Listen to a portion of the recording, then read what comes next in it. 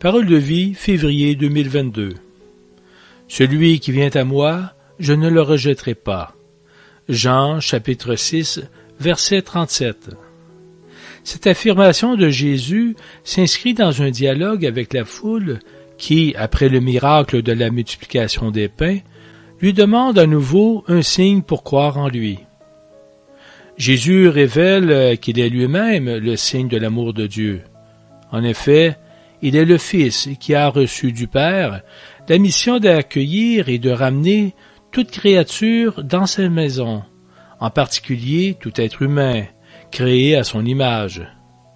Oui, parce que le Père lui-même a déjà pris l'initiative et attire tout le monde vers Jésus, en mettant dans le cœur de chacun le désir de la vie pleine, c'est-à-dire de la communion avec Dieu et avec tous. Jésus ne rejettera donc personne, même si cette personne se sent loin de Dieu, car telle est la volonté du Père, ne perdre personne. Celui qui vient à moi, je ne le rejetterai pas. C'est vraiment une bonne nouvelle. Dieu aime immensément tout le monde. Sa tendresse et sa miséricorde s'adressent à chaque homme et à chaque femme.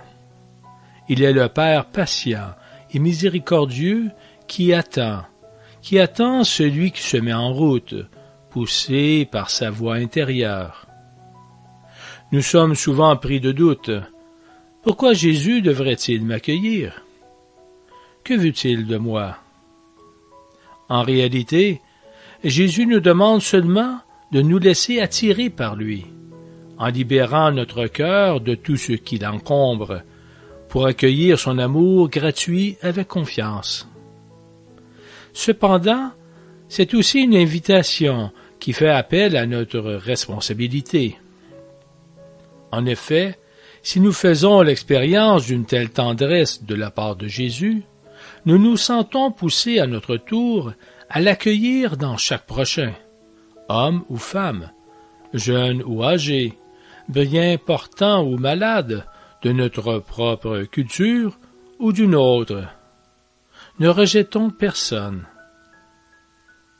Celui qui vient à moi, je ne le rejetterai pas. Au Québec, une communauté chrétienne qui vit la parole s'est engagée à accueillir des familles provenant du monde entier. France, Égypte, Syrie, Liban, Congo. Chacun est accueilli et aidé, y compris en vue d'une intégration. Il faut répondre aux nombreuses questions, remplir les formulaires relatifs au statut de réfugié ou de résident, assurer une coordination avec les écoles qui accueillent leurs enfants, les accompagner pour découvrir leur quartier. Inscription à des cours de français et la recherche d'emploi sont également importantes. Guy Michelin écrive « Une famille syrienne venue au Canada pour échapper à la guerre a rencontré une autre famille venant d'arriver et encore très désorientée. Grâce à Internet, elle a activé un réseau de solidarité et de nombreux amis ont fourni le matériel nécessaire. Lits, canapés, tables, chaises, vaisselle, vêtements, livres et jeux pour les enfants offerts spontanément par d'autres enfants de nos familles, sensibilisés par les parents. Ils ont reçu plus que ce dont ils avaient besoin et, à leur tour, ils ont aidé d'autres familles pauvres de leurs immeubles. La parole de vie de ce mois-là s'était réalisée. Tu aimeras ton prochain comme toi-même.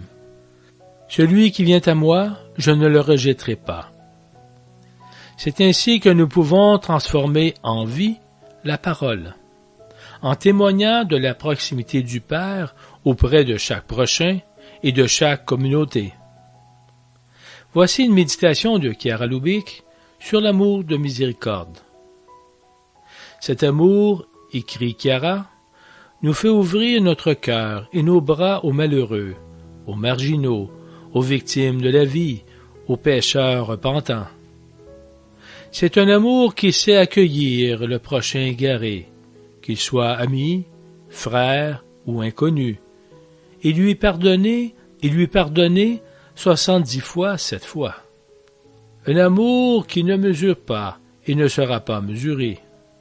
Une charité épanouie, plus abondante, plus universelle, plus concrète que celle que l'on possédait auparavant. On sent en effet naître en soi des sentiments semblables à ceux de Jésus venir sur ses lèvres pour tous ceux que l'on rencontre, les paroles divines. J'ai pitié de cette foule.